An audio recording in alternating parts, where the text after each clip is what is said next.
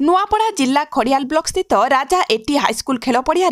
जिला आदिवासी कल्याण संघ पक्षर आदिवासी महासम्मिलन अनुष्ठित हो जाइछि। प्रथमे मां समलेश्वरी मंदिर पूजार्चना पर हजार हजार आदिवासी द्वारा एक विराट शोभायात्रा होई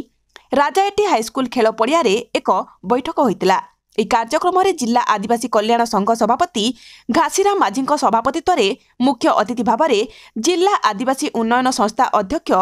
ଭଗତରାମ ମାଝୀ, ମୁଖ୍ୟ ବକ୍ତା ଜିଲ୍ଲା ଆଦିବାସୀ କଲ୍ୟାଣ ସମ୍ପାଦକ ସୋମନାଥ ଖମାରୀ, ବଲାଙ୍ଗୀର ଜିଲ୍ଲା ଆଦିବାସୀ କଲ୍ୟାଣ ସଂଘ ସଭାପତି Pustam Dharua, assistant commissioner GST Butulu Majhi, Khadial block ସଭାପତି ବିହାରୀଲାଲ ମାଝୀ, ବୋଡେନ ବ୍ଲକ ସଭାପତି ମଝିଆ ମାଝୀ, ନୂଆପଡ଼ା ବ୍ଲକ ସଭାପତି ହରି ମାଝୀ, କମନା ବ୍ଲକ ସଭାପତି ଭକ୍ତରାମ ମାଝୀ, ସିନାପାଲି ବ୍ଲକ ସଭାପତି ଦୁର୍ବଳ ମାଝୀ, ଚିନ୍ଦା ସମାଜ ସଭାପତି ତୁଳାରାମ ଚିନ୍ଦା, କନ୍ଦ ସମାଜ ସଭାପତି ଧନୀରାମ ଭୋଇ, ଗୋଣ୍ଡ ସମାଜ ସଭାପତି ଦିବ୍ୟ ସିଂ ମାଝୀ, ଖାଡ଼ିଆ ସମାଜ ସଭାପତି ଚିନ୍ତାମଣି ଖାଡ଼ିଆ, ବଞ୍ଜାରା ସମାଜ ସଭାପତି ଲଛମନ ବଞ୍ଜାରା ଯୋଗ ଦେଇଥିବା ବେଳେ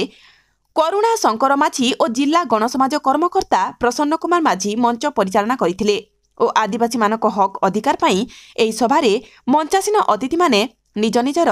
ବକ୍ତବ୍ୟ ରଖିଥିଲେ। ନୂଆପଡ଼ାରୁ ବିଲବର ପ୍ରଧାନଙ୍କ ରିପୋର୍ଟ, କଳିଙ୍ଗ ଟିଭି 24।